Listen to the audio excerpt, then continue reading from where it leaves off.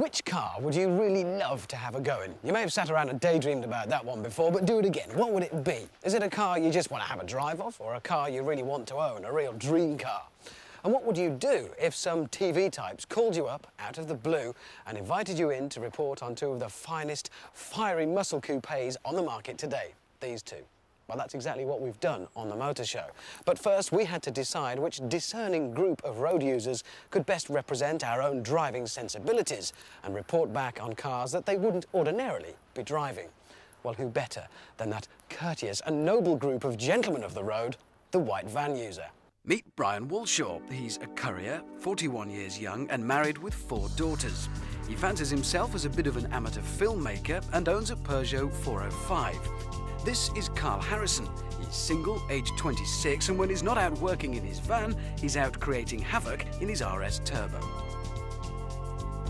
Our first car to be tested here is the BMW M-Coupe, and in our opinion, the M stands for Maverick. It's a kind of cross between a Z3 Roadster and an Austin Allegro estate, but it is reminiscent of the muscle coupes of the 70s.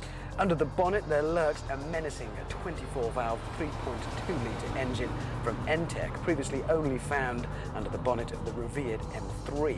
If figures are your thing, then it has a top speed of 155 miles an hour, and it'll gallop happily from 0 to 62 miles an hour in 5.5 seconds. And you get all of this for a mere £40,000. Up against it is a car with incredible style and passion. Well, in our opinion anyway. There have been some worthy Audis down the years, but the TT Coupe really is something special. Its stunning looks are a combination of ingenious styling devices inside and out. It has a 225 brake horsepower engine, a 6-speed gearbox mated to Audi's amazing Quattro 4-wheel drive system, which means it's powerful, nimble and agile. First up is Brian Walshaw. What are his initial impressions? It feels good. It feels good. Yeah.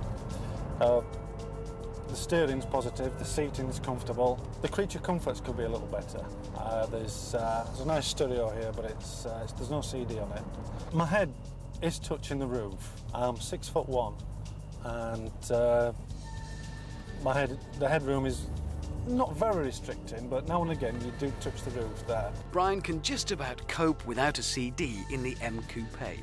I wonder if he's got all the creature comforts he finds in his van. Anyway, Carl, is the pleasure of the TT limited to the eye, or is this a car that will delight the enthusiast as well? The only thing that really put me off is it was just the general look of it on the outside. It just looked like a Beetle. Just really big, bulky, and just like a bubble on top of it. But once you actually get inside and start it up and hear engine, it just totally changes your opinion. It doesn't really matter what it looks like, it's how it drives. The speed of this car actually, to me, it goes quicker than what it actually looks. It's just, once to eat up the road, it's just built for speed, I think. But I think it's a perfect ride. It's good all-round balance, brakes are lovely and sharp. Suspension is just about right for road conditions. And so after a hard morning spent road testing, it's time to relax, to gather your thoughts and prepare your impressions on the cars you've driven so far.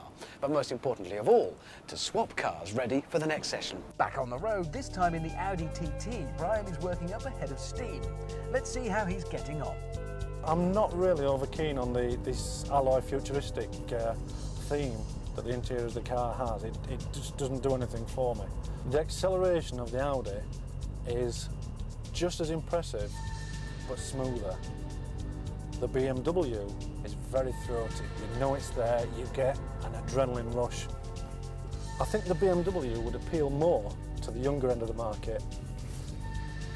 Once you get a little bit older and a little bit wiser, and you're not too bothered about thrashing the pants off everything, this is a very nice car to drive. So, what about our dashing man about town, Carl? How's he doing in that BMW M-Coupe? First impressions, it looks like a Batmobile. That's my honest opinion. Just the smaller version. Got excellent all-round vision. I'd go out tomorrow and buy one of these. Well, our two van drivers, Carl and Brian, have had the cars all day. There's been a lot of grinning going on as the day progressed. You've had time to come to your conclusions. So, Brian, you first. You started with the BMW. Which one has ended up as your favourite? It has to be the Audi. You want the Audi, why? It's just tipped the scales. I love the interior of the BMW. I want the Audi with the interior of the BMW. Carl, you actually started in the Audi. Which one has ended up your favourite? I went for the Batmobile. You want the Batmobile. Why? What's done it for you? Just for the BMW name tag, the look of the car, the speed, the growly engine. Beautiful. Well, look, it's been a long day. A lot of fun, I know, but surprisingly tiring. You both deserve a bit of a treat, so I've got some keys here for you, which you're welcome to. They're for your vans, boys. So you can go and drive your vans. Meanwhile, I've got one of these.